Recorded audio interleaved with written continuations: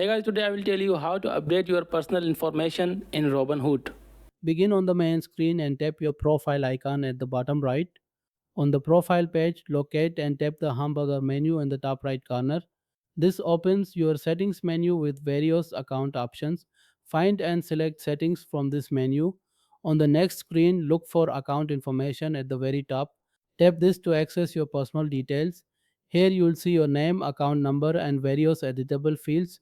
You can update your password, investing profile, email address, phone number, and physical address. Each section has its own editing process. Simply follow the prompts for whichever information you need to change.